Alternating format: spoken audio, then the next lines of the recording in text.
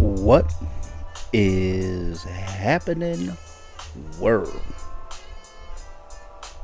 My name's Jeff Redston. Welcome to ShedTalk.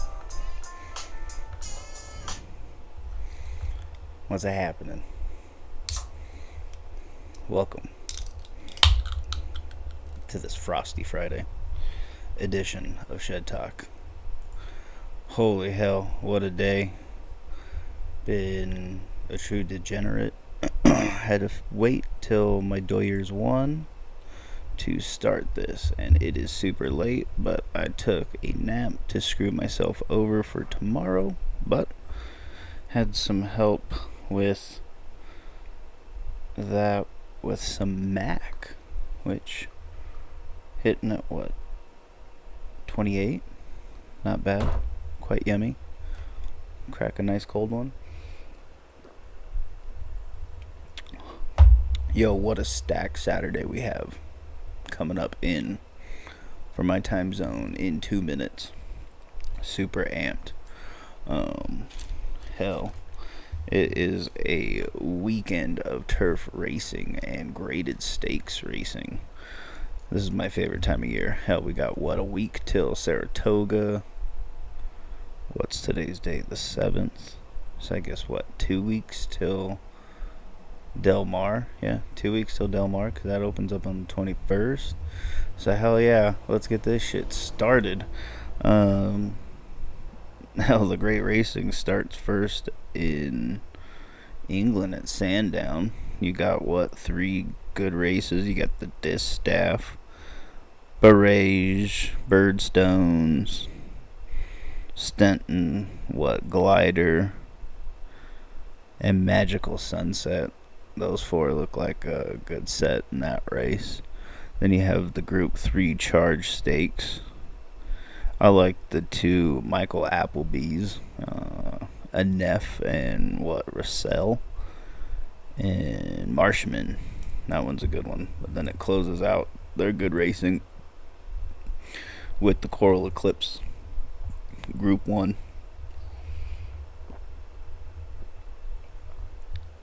It's kind of craptastic because it's only a 4-horse race.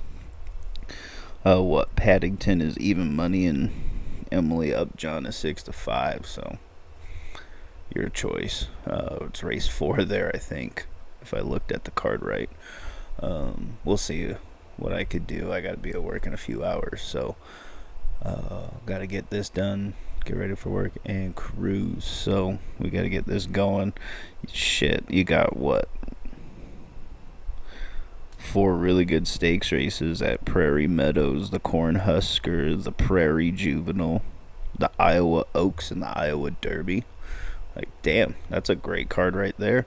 Monmouth, you got the Jersey Girl Handicap. Los Al, you got the Los Al Derby. Come on, Skinner. Shout out to CRK Guluk. Hopefully he walks with that race and you guys could go to the Haskell or something with him. You got, oh shit, I even forgot, Haydock. They got their Lancashire Oaks. That's a Group 2.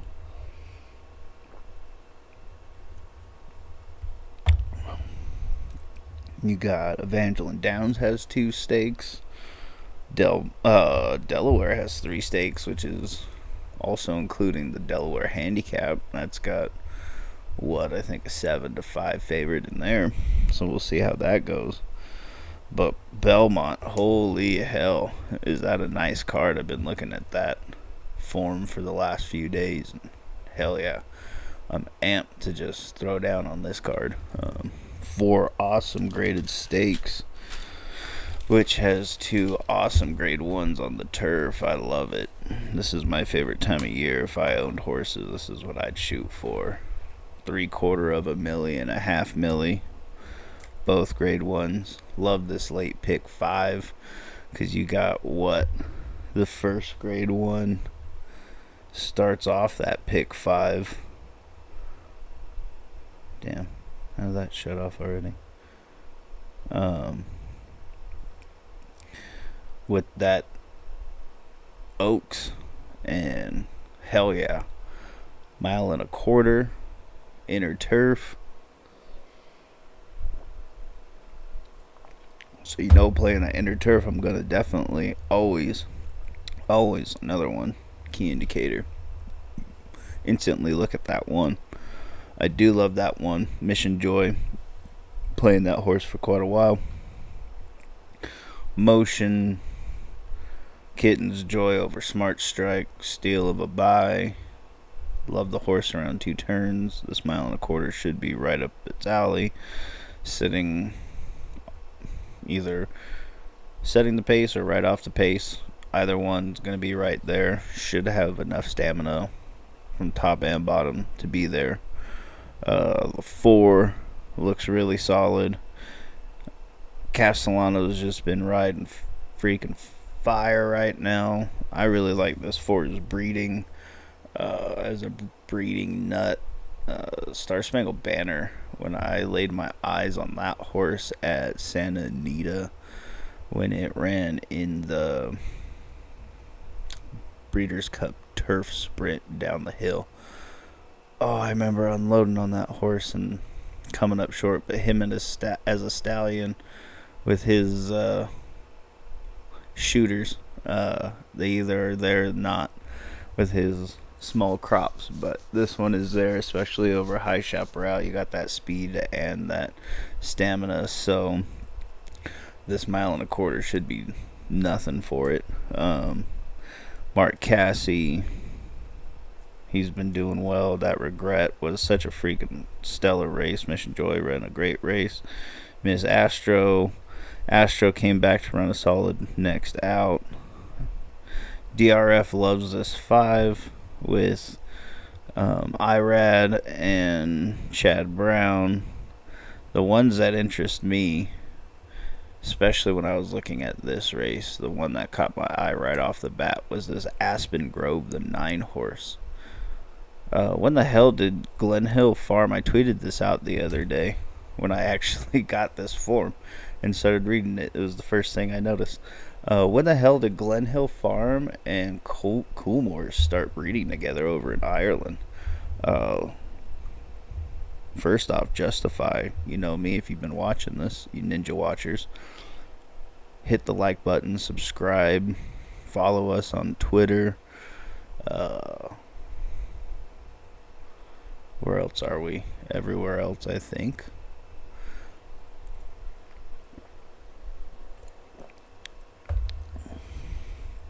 But this Aspen Grove, Justify over More Than Ready. The mare is awesome. Glen Hill Farm. And if you look at it, it says breeding Glen Hill Farm. So that means it was on the farm, most likely, over in Ireland at Coolmore. Ran 10th in the Irish 1,000 guineas. That's dope seeing them go for that. Ran 3rd. A solid 3rd if you watch the replay at 25-1. This horse ran a solid 3rd, being beat by 2 at Leopardstown. So going a mile. Both these were going a mile.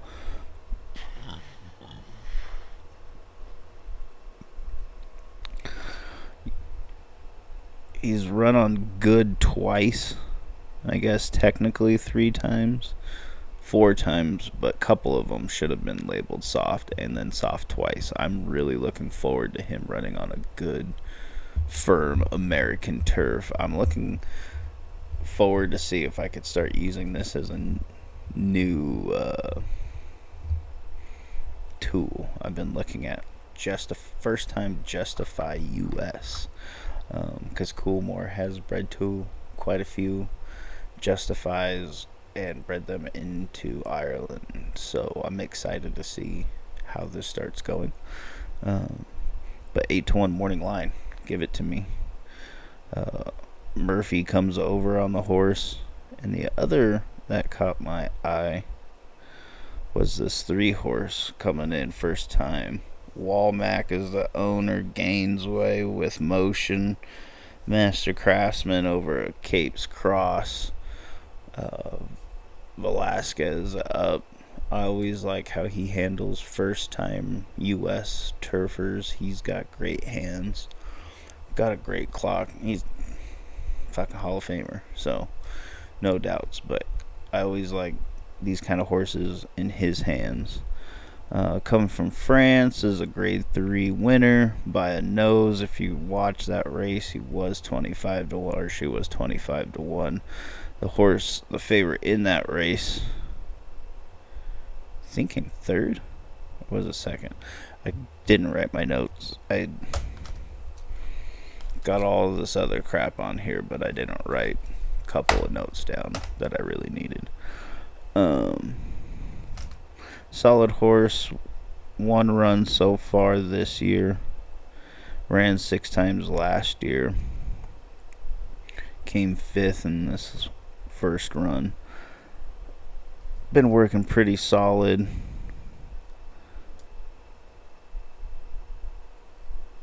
His ROI with this is pretty damn nice at $1.28, $1.28, and what a 16% clip. So winning, I didn't get the in the money, but I'll bet it's in the money's probably close to 50% with these types, because they always run second or third. But morning line 8 to 1, so there you go. Both those I caught my eye. 8 to 1, definitely going on the tickets. The pick 5 to start, I love the 3, 9, 4, 1, 5, 7.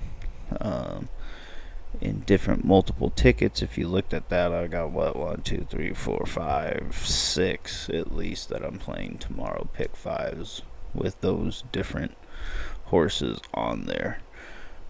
Like I said, love this pick 5. Race 9 is going to be a fun one. Race 10 is a dope one because I absolutely love 3 horses. And then I read an article the other night, so then I threw in the horse that I really like that I'm not going to let burn my ass. Have been talking to one of my homies that still works in the barn. Love that 3.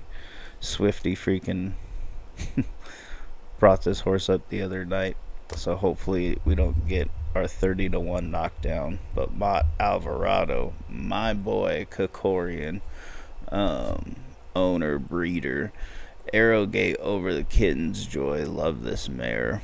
Love Arrowgate going this distance. Love them on the turf so far that I've seen. The farther this horse runs, the better it will be. Like I said the other day, again, I tweeted this out, so follow me on Twitter. Also, Moneyline Bet. Follow the show, ShedTalk.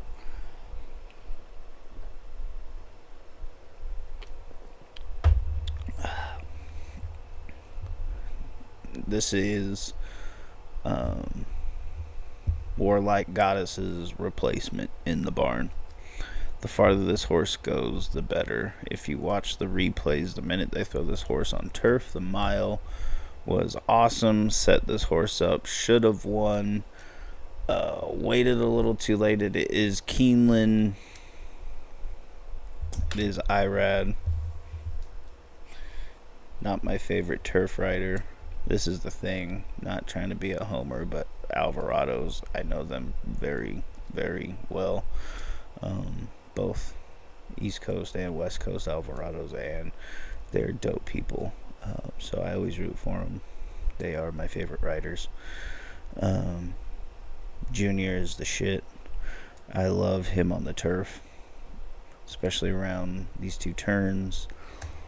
Love how this race sets up for this horse. Should be sitting mid-pack and make that pounce. Everybody, I think, is going to be probably playing this 4, seeing back-to-back wins, grade 2. That last race should have been a graded race, but as we know, they kind of fucked up with that damn track, so we'll see what happens. But I absolutely love the rider switch on this 5. Give me fucking Jose Ortiz over Rosario on this horse.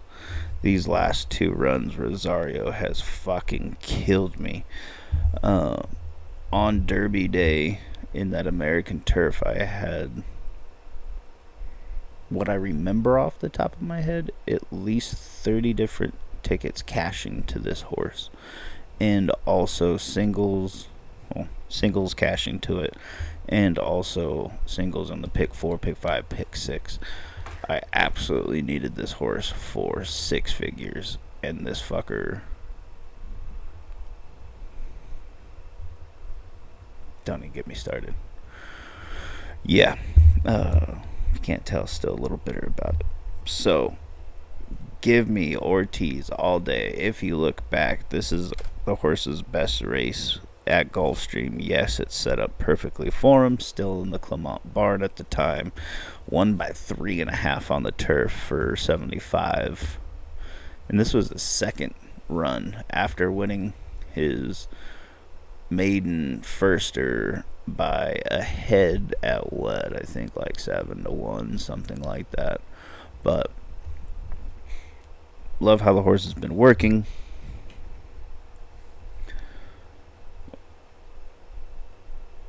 English Channel over Kitten's Joy. Always loved that cross. Oh, that last race too. Oh my gosh, was that Belmont Day? I can't even remember.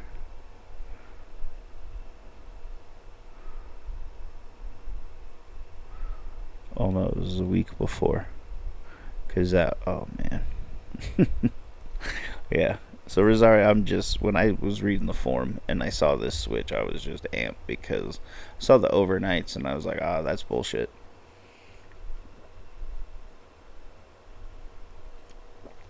They're just trying to pull a fast one. Then it came official and I was dope and amped for this. So 4-1.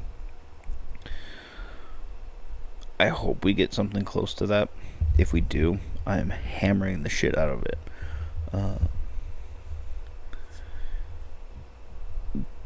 This will be definitely, as you could tell, on what? At least 2, 3, 4 of the pick 5s this horse is singled. Like I said, I really hope this 4 takes the money. Like the 3. Absolutely love this 3. And then the DRF loves this 10. First time out, won by 4 3/4. Yeah, that race was freaking awesome. I watched that replay quite a few times. It was on a very good track. Kingman over Montjou. Love that breeding. Really can't top the distance. 1.25 miles is great. Love this 11 in this race. Besides this 5, I am playing this 11 huge. I was bummed to read in DRF a couple days ago.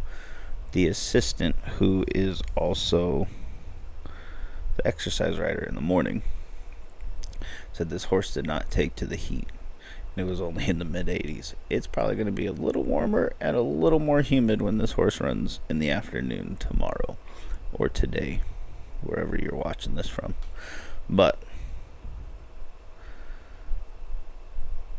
I can't get over a Derby winner who, yes, finished 8th or finished 5th by 8, but it's the Derby, people.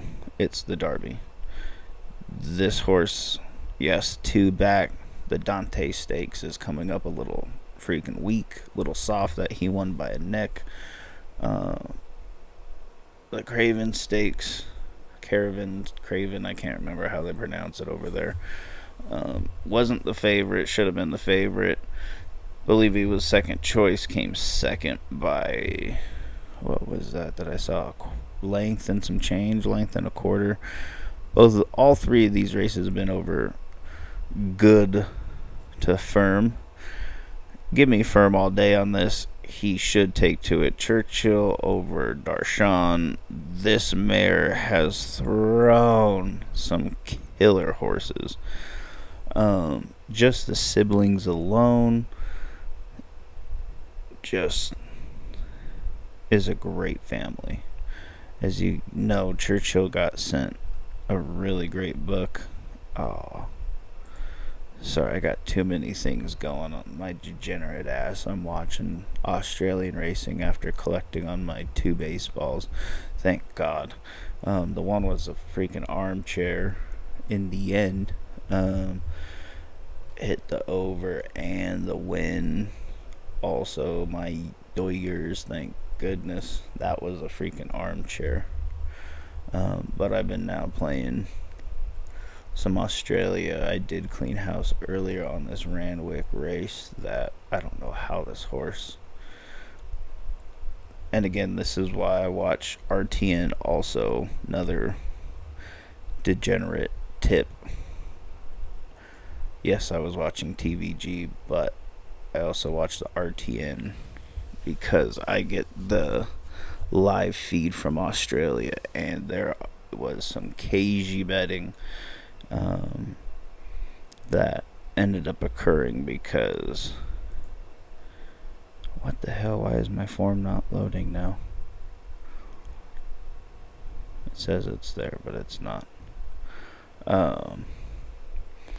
But on that live feed I was able to catch the favorite in Australia up here at 6-1, and then another race at 8-1. So, people, if you have the opportunity, yes, I run the TVG app on my Roku, and love having the, what is it?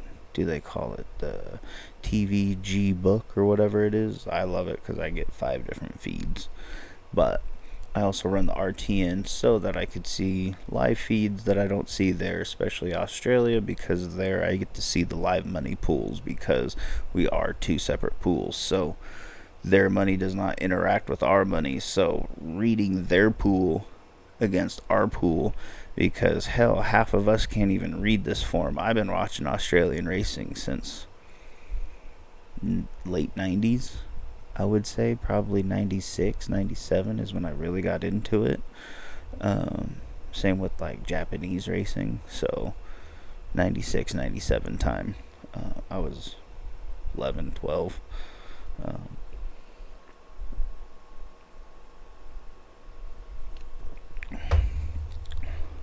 Yeah, so I always read those pools to help me read their form, understand their mindset, and to one, cash in.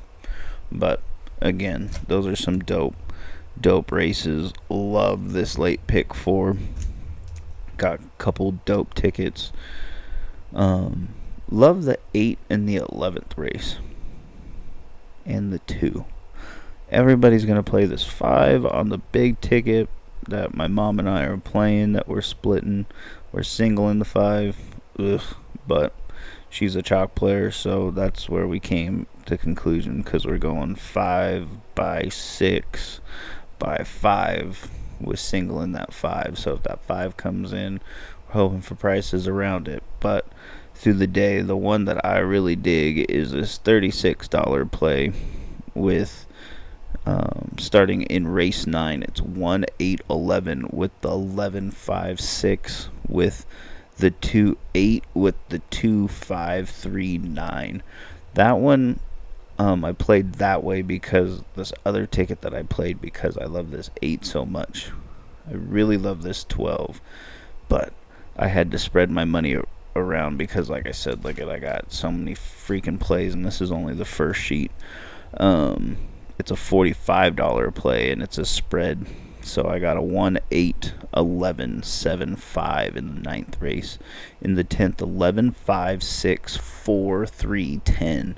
So there we're shooting for our price right there with my 3 in there, hopefully. Singling that 8. That 8 looks solid coming in. Love how it's been coming in off the last couple races. The works have been solid. Love Saez up. Throw him on any type of speed, and I'm all about it. Plus, I will put my money on that man any day because I know I will get my ride out of him.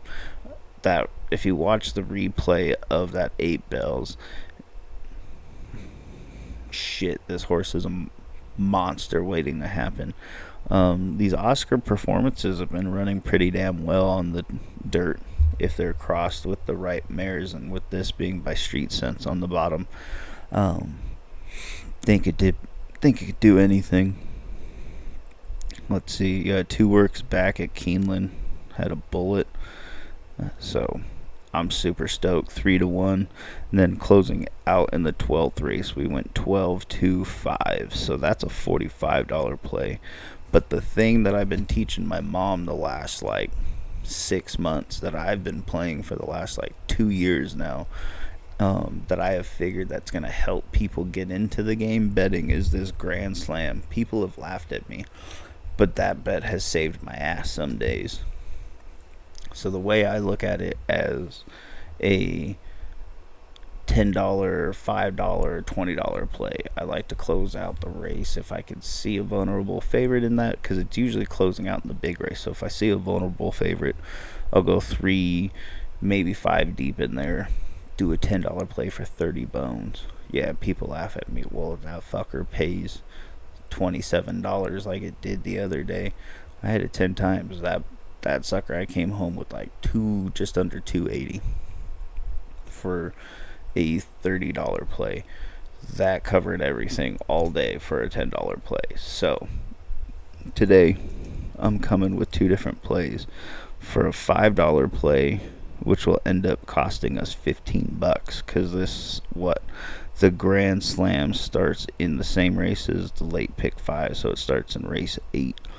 The first one I'm going to do, it's the $5 play. I'm going to go 4-1-6 with the 2-8-1. So why I only did 5 is because if we beat out that 5 in the big race, that sucker should pay at least $12 to hopefully 20. So get $100 back, cover our beers for the day. Or in another play, we're going to go with the 1-8-5 with the 2-8-5. That's going to be a $10 play for 30. So combined, that's what we're going to have 15 plays on the Grand Slam for 45. If the 2 or 8 win, we're going to clean that bitch up for 15. Yep, for 15 plays. So, if it pays $10, it's 150 plus whatever the change is, so $155. Hey, if you don't win anything else and cash out for the day, cool. It's always one, so you go home at least cashing a ticket that I like. So those are going to be the plays with the late pick 4s. I do love this pick 3 from race 8 to race 10. It's all turfer. I'm doing a couple big plays on that. I will post some plays. DM me if you want some other plays. I have the whole card capped, as you see. It's one of my favorite cards of the year, just because of all the turf racing. It's 12 races and 6 of them. Yeah, 6 of them are turf races, so give it to me. That Suburban is the race 5. It looks like it should be Charge Its Race. I do like the 3 with it, and also the 5. That does close out the early pick 5. I will be singling the 4 in quite a few of those pick 5s, so that's how I'm playing it. Good luck. Let's have an awesome fucking Saturday, an awesome weekend. MLS, crazy day of soccer. Check out the plays on Twitter. I got 5 of them that I put out 4 or 5 days ago, so I got to go back and check how much the numbers have changed, because I might go back and bet a few of them, double up, triple up, because I do like the matchups. Let's keep kicking ass. Screw you guys that were trying to cheat at the tourney. For us tourney players, Let's stick together. Let's not cheat. Let's have a kick-ass weekend. Peace out. Good luck.